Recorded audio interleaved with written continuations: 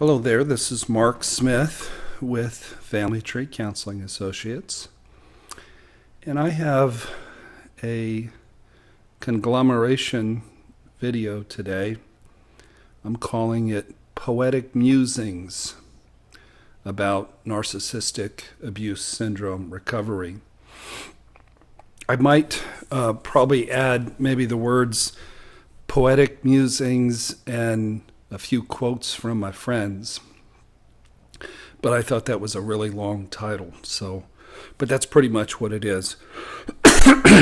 So I'm going to share really 1, 2, 3, 4, 5 quotes and then commentate on the quotes. And these are just things that people have sent me that they connected with, and they thought,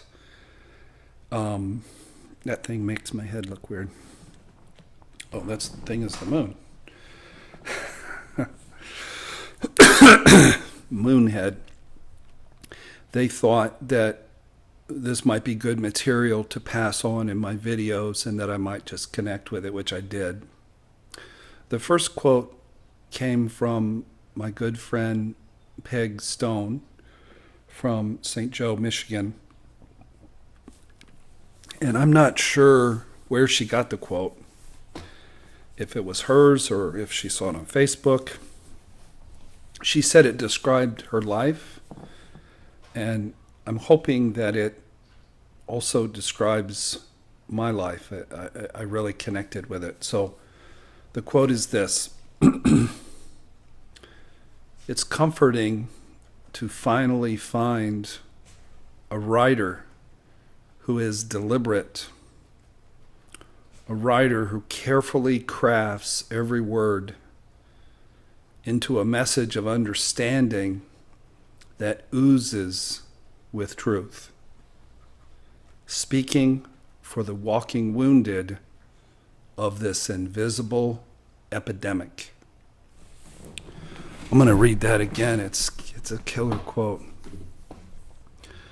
"It's comforting to finally find a writer who is deliberate, a writer who carefully crafts every word into a message of understanding, oozing with truth, speaking for the walking wounded of this invisible epidemic." That's what I try to do, folks, in these videos. I try to find powerful words, articulate words, beautiful words that can give voice to you folks that are suffering and are part of the walking wounded of this invisible epidemic. It is an epidemic. Complex PTSD and narcissistic abuse syndrome is the biggest secret of our time. And the therapists and the treatment centers aren't quite caught on yet. I get to go to Boston from June the 1st through the 5th to the Worldwide Trauma Conference, which I'm really looking forward to, where Bessel van der Kolk and Peter Levine will be speaking. And it'll be interesting to see how much of that information is framed around narcissistic abuse syndrome. I'll be back on that. The second quote is probably my favorite of the 5. It was sent by a friend of mine, one of my fellow group members from On-Site, when I was at On-Site, not last week, but the week before. Here's the quote, and it's from Friedrich Nietzsche. Y'all know that I don't drop Nietzsche on you much. I'm just going with what my friend, I don't know if I'm smart enough to be dropping Nietzsche, but this particular friend sent this quote that spoke to me. "You need chaos in your soul to give birth to a dancing star." I did not time the star to come up on the background. That just happened. Bang. You need chaos in your soul to give birth to a dancing star. The pain that we go through when we're shattered is so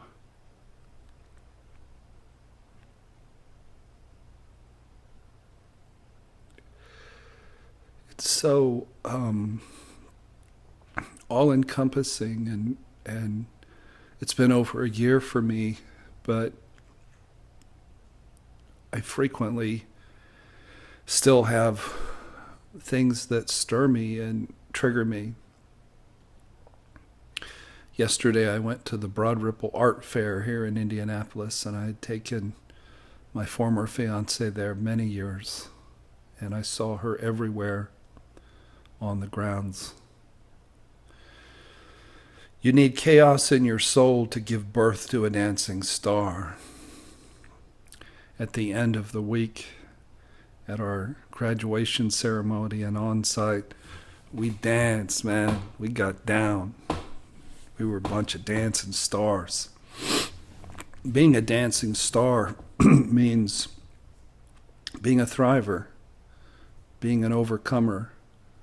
I shared this last week, but I liked it. I like my own quote. Let me quote myself. I said, my first trip to on-site saved my life, which it did. My tune-up week empowered me and has launched me in the world to whoop some ass. That's being a dancing star. You can be blessed in your personal life. You can be blessed in your career. You don't have to walk around crushed and broken and beaten. You'll walk around that way a lot for a while, but you'll get better. The next quote, I forget where I heard this. I think I heard it on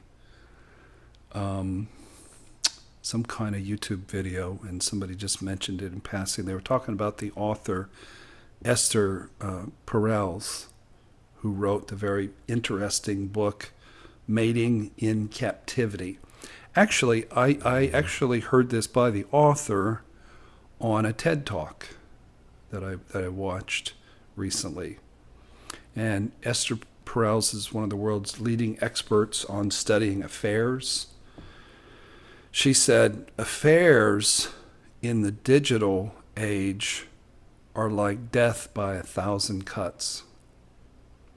You know why? Because you find the emails, you find the text messages, and you read them. Back in the day, there was no reproduction. These days, wireless video cameras you can get at Costco for $300 that'll patch your home security into your cell phone. So with our digital age, you can actually see acting out by your spouse easily. You can see where they've been on the GPS system, and you know what that means. You can read text messages. You can read emails. It's death by 1,000 cuts. The next quote is by one of my readers who's become a YouTube friend. Her name's Jenny. And she just sent me something that it's about this concept of celebrating your anniversary. I just wanted to take a moment to thank you for your encouragement and your inspiring videos and your Facebook friendship, she wrote. 1 year since your shattering. Soon I will be approaching 1 year as well. It's amazing how reaching out to help for others heals us in the process. Boy, that's true.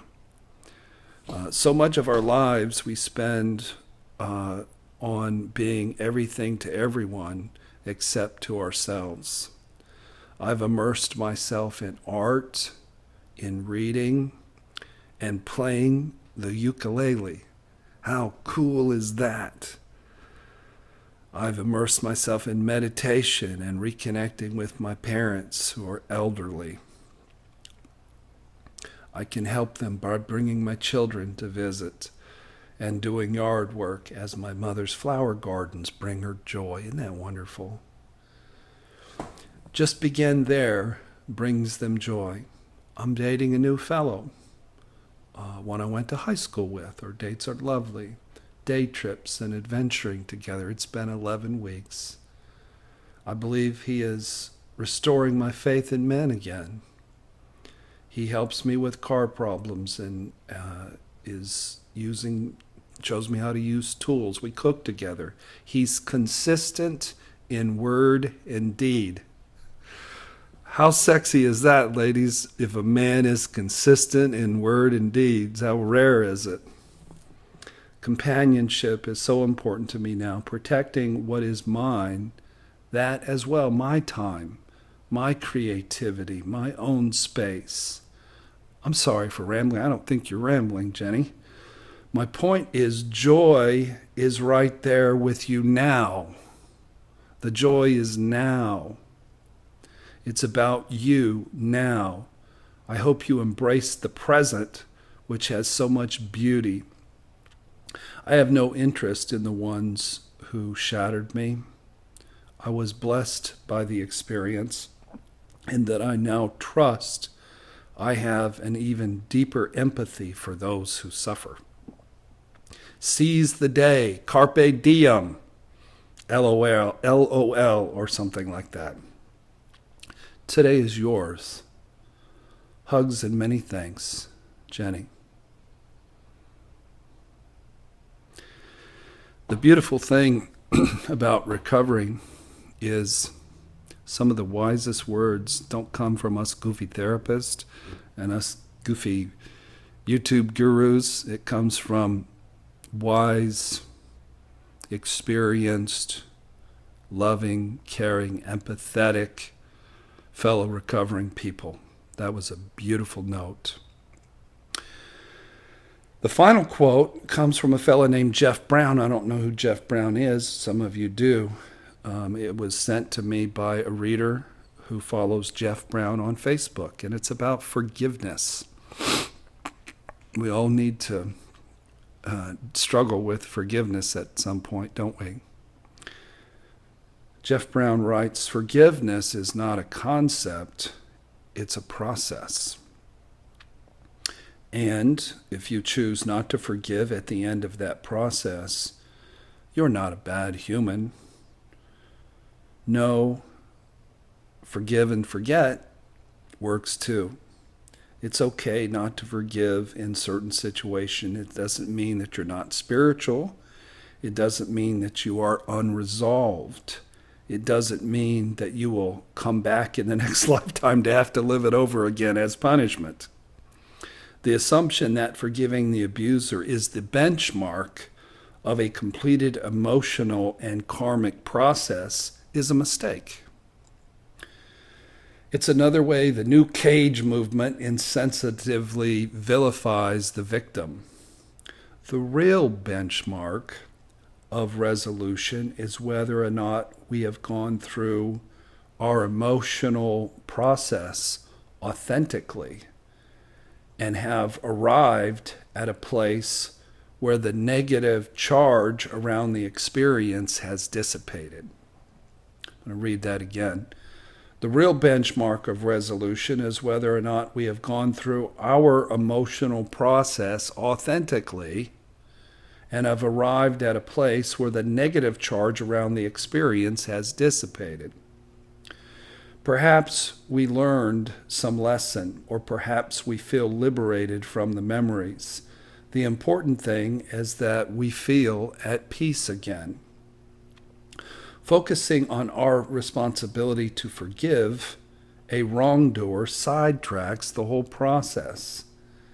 If it's there, it's there. If it's not, it's not. Just because you don't choose to forgive doesn't mean you haven't let go. Maybe you realize forgiveness is not essential to your healing, and it's really not your responsibility. Some of us actually heal and choose not to forgive. Imagine that.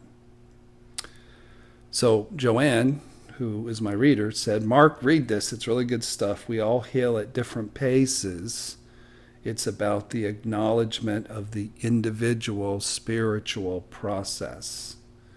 I follow Jeff Brown on Facebook, and then this is one of his posts that I thought I would share.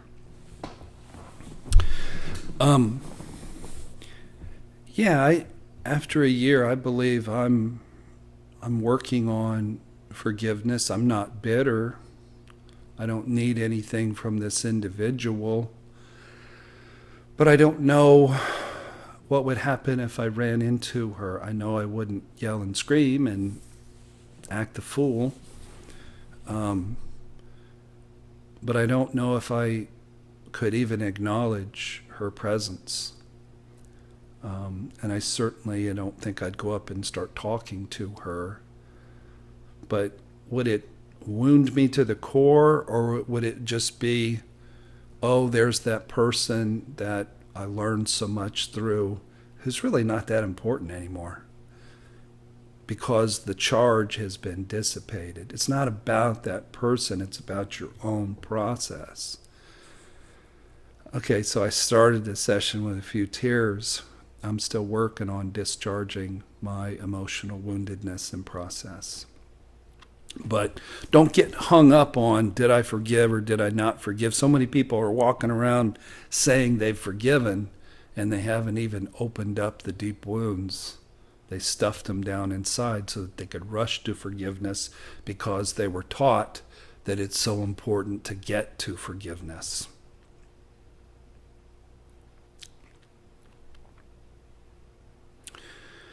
It's comforting to finally find a writer who is deliberate, a writer who carefully crafts every word into a message of understanding, oozing with truth, speaking for the walking wounded of this invisible epidemic.